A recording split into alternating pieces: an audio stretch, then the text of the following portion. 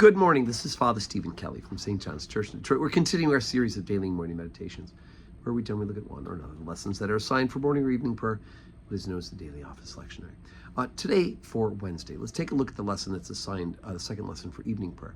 Now, what we heard yesterday, we talked about the lesson from Luke's Gospel, but we talked a little bit about how St. Paul, at the beginning of the 9th chapter, has his conversion experience and is baptized and begins immediately preaching. Now that we make a turnaround and we start talking about the other great missionary, and of course, that's St. Peter.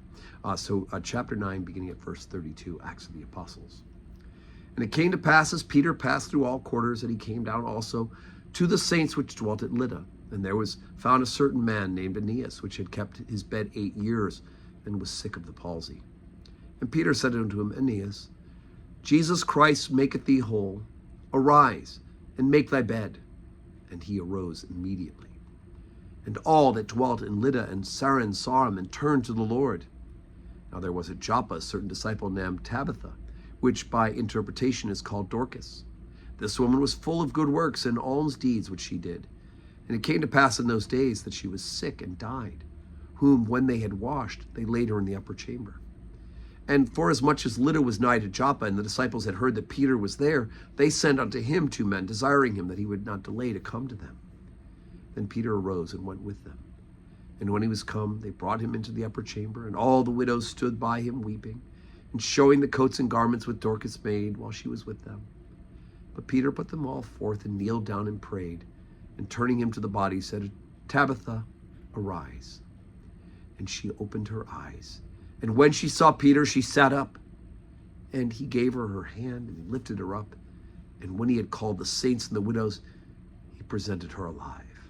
And it was known throughout all Joppa, and many believed in the Lord. And it came to pass that he tarried many days in Joppa with one Simon, a tanner. Okay, so, wow. So we're beginning to see these remarkable miracles that are happening at the hands of Paul and of Peter. And in this case, we have 2 healing stories from Peter. One is, of course, the healing of this man who's sick of the palsy. And we know that Jesus healed people who had the palsy.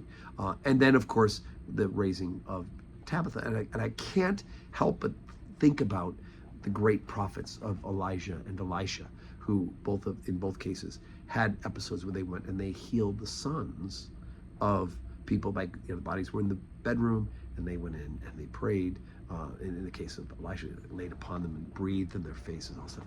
Here, Peter just kneels down beside them and following the example of their Lord, prays, and then reaches out and asks God to bring her back to life.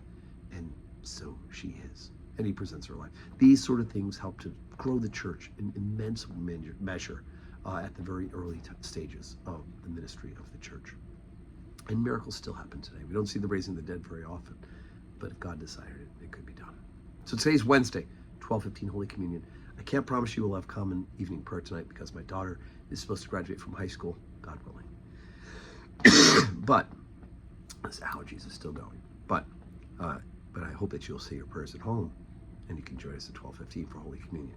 May your Wednesday be a day that's full of blessings.